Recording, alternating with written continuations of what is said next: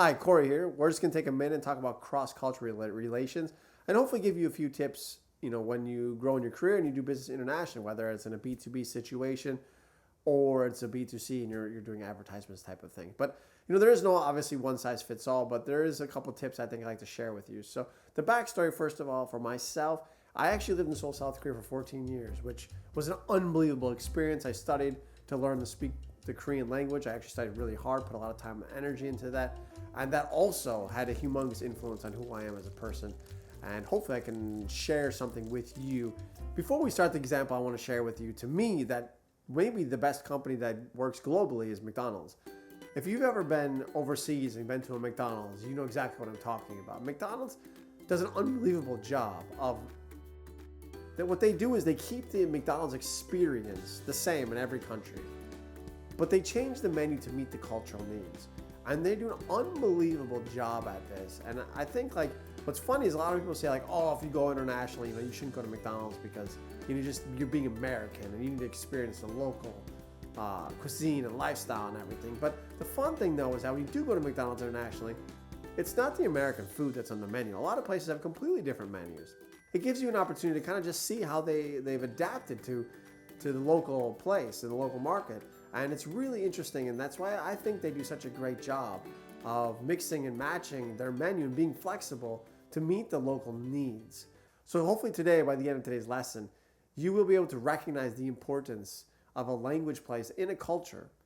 And what I mean by that is oftentimes when we view things, right? So if you're an English speaker, you view things, we'll say through the lens of a blue lens, goggles that have a blue lens. But if you're a Russian speaker, your lens is purple. And if you're a French speaker, it's pink. And if you're Norwegian, it's green. What I mean by that is we all see the same thing, but we see it slightly different. And languages force us to look at things slightly different and not always exactly the same.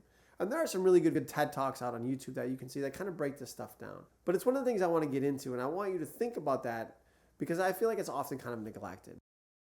What is culture? Culture's norms, laws, arts, music, languages, foods, geography, clothes. It's all of these things. Everything together is what culture is. Culture is one of those things that it's kind of like a personality, right? It's a little bit of everything kind of mixed together to describe who this culture is. What is the personality of this? The goods and the bads. And all these things together influence the way that we act as people inside of each culture. Whenever you're having a conversation about culture and global relations, to me, I always think of the classic movie Pulp Fiction. There's a great scene in there where they talk about the differences in cultures, right? John Travolta's talking about, did you know when I was in Europe and I went to McDonald's and what he ate and all that kind of stuff. And it's really funny, right?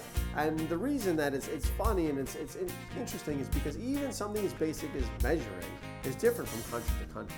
In the US, we use feet, yards, miles, and in Europe and a lot of the rest of the world, they use kilograms, centimeters, meters, and it's something that even, like I said, very basic thing that is not universal and is different everywhere you go. In this section, I want to do something a little different. I thought, to me, the most important thing of doing international business or anything global for that matter, where you're trying to interact with people from a different culture, I think the most important thing is learning the language. And if you can't learn language, or you don't have an opportunity to learn language, or maybe even the time to learn language, at least take some time to read about it and understand the basic rules of the language. And so what I did was I brought my wife with me to talk about the Korean language because I think, I studied really hard and I learned to speak the Korean language, and I think that there's a lot of value in that. And I remember my wife and I, when I was first learning to speak Korean, it was stressful. Besides actually learning how to speak Korean, how to act, people would get mad at me.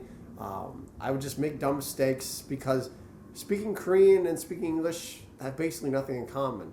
And what I mean by that is in the English language, it's we're an individualist society, and one of the main reasons I think that we're an individualist society is because our language allows us to move freely. We have almost maximum freedom inside the English language. And what I mean by that is you can speak to anyone, whether they're a 3-year-old or they're the president of the country or the CEO of a company, basically the same. We don't have to actually change the way we talk, and that gives us a lot of freedom in how we move. But a lot of languages don't work that way, and so instead of me explaining how the Korean language works, I thought I'd ask my wife to sort of give you a couple just like ideas of how different the Korean language is in terms of rules compared to the English language. And the first one is just like, what do could you take a second to explain like what the hierarchy means, like the levels?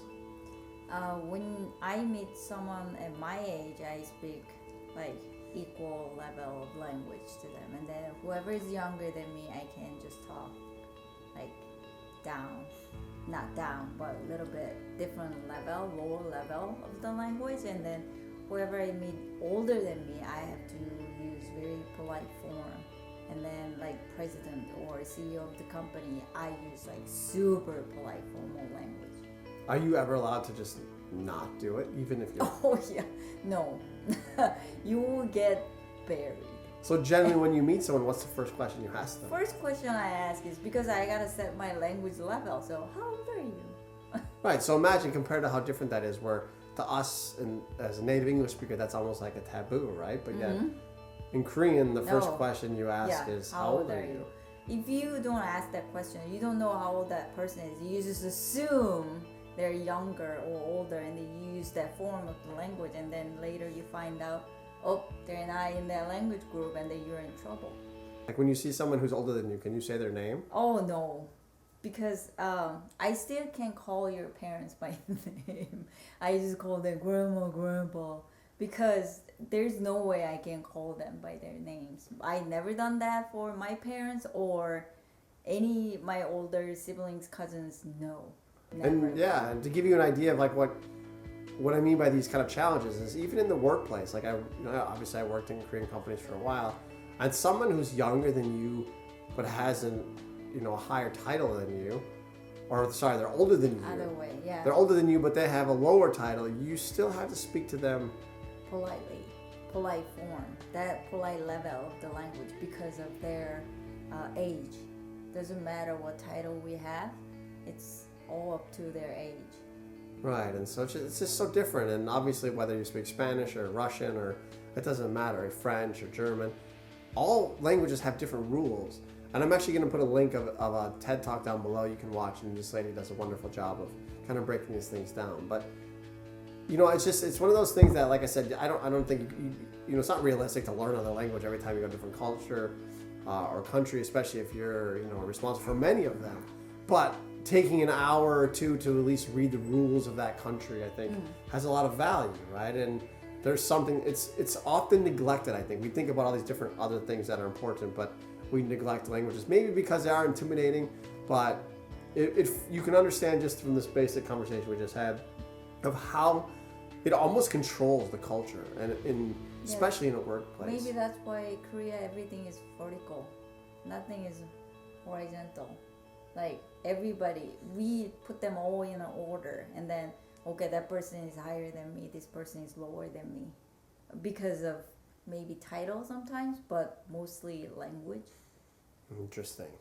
Thank you. You're welcome. One area to think about whenever you're doing cultural stuff and you're going international is obviously you have the languages, which we talked about in this video, but then the other side is the nonverbal. Nonverbal things are really important and also can sometimes be neglected as well because they're not as easy to see. There are a few examples that I'm going to give you. I have a big list here, but a couple of these I'm going to actually break down and talk about and just show you what I'm talking about. So the first one we'll say is agreements. In the US, we view agreements as contracts. We have lawyers, lots of lawyers. If there's an issue, we go to court, we have a judge, arbitration, we have all this stuff that breaks it down. But in other cultures, maybe say like China, it's all about relationships. People spend months, maybe even years building relationships before they ever go into business together. And then if there's issues, they iron them out through their relationship. It's all relationship based. So everyone views agreements completely different. And that's okay. There's no right, there's no wrong. That's not the point. The point is, when you do business with one of these cultures, you need to know how they view agreements. Think about something like as simple as symbols, colors. When I first got to Korea, I remember one of the very first days on the whiteboard, a kid's name in red. And everyone freaked out. And I was like, what's going on? What do you mean? Because in America, red in your name doesn't mean anything. But in Korea, that means death. I wrote that this kid was dead on the board. As you can imagine, everyone freaks out. Something as simple as colors completely changed how you view things. Another one is time. In America, we view time as an object, as a thing. I'm going to schedule time. I don't want to waste time. I need to save time. I'm going to buy time. But in other places like Latin America, time is just kind of there. Relationships are more important. Everything around it is more important. And how you view that in marketing could really matter. Think about how in America we talk about like fast food. The point of fast food is it's fast. But in other places, maybe it's not considered a value, fast food. Maybe they want to look at it as more modern. Because if they emphasize fast, people don't care about fast. They don't value it as much as we do here in the US. And so knowing how they value things like time is really important. And a lot of places value time very, very different than how we do in the US. And the last one, my favorite, is space. In the US, we love our space, our personal space. But there's a lot of places where space, people don't really care. They sit right next to you. And as you notice as an American and you go to these countries, you kind of like feel yourself shifting away and they keep getting closer. I said, some of us need our bubbles are bigger than other places and vice versa. But you need to know that if you're going to these different countries, what is their space? Are you too close to them or are you too far from them? And you want to try to make them as comfortable as possible. It doesn't mean be fake, but of course you want to try to be comfortable, because when people are comfortable, they're going to be more willing to do business with you. A great place to start when preparing to work with another culture is a website called Hofstede Insights. I'm going to dive in right now and actually show you how it's organized and structured. So let's pop in and take a look. Come in here, it says HofstedeInsights.com. What you want to do is right away in the beginning, besides all this other stuff up here, just kind of scroll down to get to the good stuff. Keep going all the way near the bottom where it says country comparison tool. The first one, of course, we can type in and see how it fills up like this. You scroll down. And these are the different things: power, distance, individualism, masculinity, uncertainty, avoidance, long-term orientation, indulgence. Click this to get into more detail. And once you get in here, you can scroll down and you can read all of this. And it's a really excellent breakdown of each country and what they're at. So you go all the way down, it has all of them. It's really up to date. I'm actually shocked at how up to date it is, to be honest. But I think it's just a wealth of information to give you. And I think my favorite thing is, besides being up to date, it's a really good starting point. It gives you a good understanding of like, oh, okay. I talked about South Korea in this video as well, so let's check them out. We have power, distance, same thing. You can see kind of the differences. You can hold them side by side. And again, you can just scroll down and you can read about all the different specialties or what their culture is like. It's just so good to see where you are before you go into these countries, or you try to do ads or whatever. And I mean, you could be in a situation where you don't actually get to visit the country even before you launch an ad. Maybe you're just running it online, and at least it gives you somewhat of a feel instead of just blindly going in there or being completely ignorant about how you're approaching this country. So hopefully this is something that I think you should keep in your back pocket. And I think it's just a really, really good tool to keep in your back pocket to help you be more successful. The last thing I want to touch on in this video is something that doesn't really have anything to do with what we've covered already, but it's something that's interesting to me. I don't have any data to support this, but I still think it's pretty interesting. Are younger generations becoming more similar to each other? And what I mean by that is, if you go across the world and you have all the different cultures that for generations, thousands of years have been very different from each other, are they becoming more similar to each other? Is technology bringing us together? Things like social media, the internet, are these things bringing us together so that the way we view life becomes basically the same? Like I said, I don't have the answer to this, but it's something I think you should think about going forward, especially if you choose your career in marketing. Hopefully by the end of the class, you were able to recognize the importance and role a language plays in a culture. Thank you so much for your time and energy. I appreciate everything. Take care, stay safe, and I'll see you in the next video.